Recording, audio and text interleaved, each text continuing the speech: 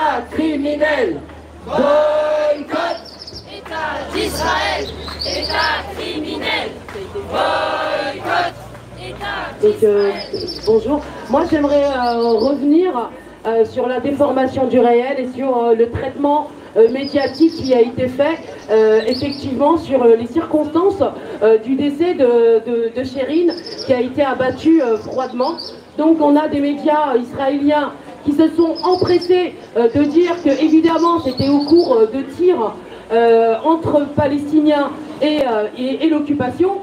Et finalement, on n'en sait rien du tout, puisque l'enquête, elle n'a encore rien déterminé.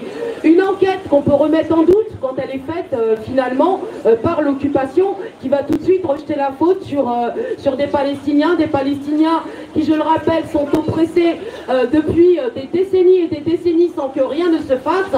Et ce qui advient dans cette histoire, c'est que finalement, on voit que la déformation du réel, elle est encore plus puissante, avec tous les événements qu'on pu toucher, qui ont été touchés à travers le monde.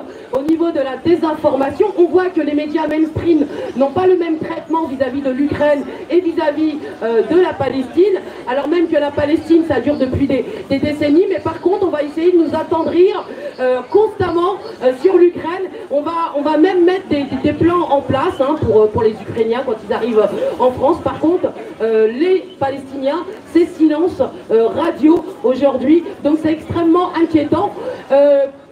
On a vu à l'enterrement des images choquantes, puisqu'on a l'armée d'occupation qui attaque le cercueil pour arracher le drapeau, et ça c'est inadmissible. C'est une image qui aurait dû être sur tous les médias.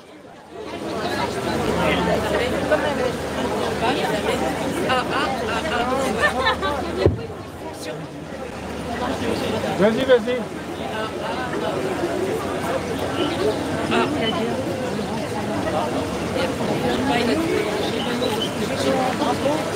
On va casser le micro. Non, c'est moi. Allô? Donc c'est quand même une scène qui aurait dû se retrouver sur tous les médias mainstream. Et si nos médias étaient équitables, aujourd'hui, ils en auraient parlé, ils auraient montré l'indignation dont ils font preuve pour les Ukrainiens et dont ils ne font pas preuve, qu'ils taisent pour les Palestiniens et pour les autres peuples aussi qu'il ne faut pas oublier, qui souffrent de mêmes exactions. Quand on va parler du Yémen ou de la faim par rapport, en Éthiopie ou au Mali ou dans d'autres pays, eh bien, on voit bien qu'il y a deux traitements aujourd'hui. Donc ça, c'est aussi inadmissible. Et je finirai en disant paix à son âme à cette personne qui tentait de montrer, de rapporter des images du réel de la situation des Palestiniens. Et voilà, donc je vois vraiment pas pourquoi les Palestiniens n'auraient pas fait attention à elle, puisqu'elle était leur porte-voix, tout simplement. Merci. Bravo. Je voudrais juste apporter une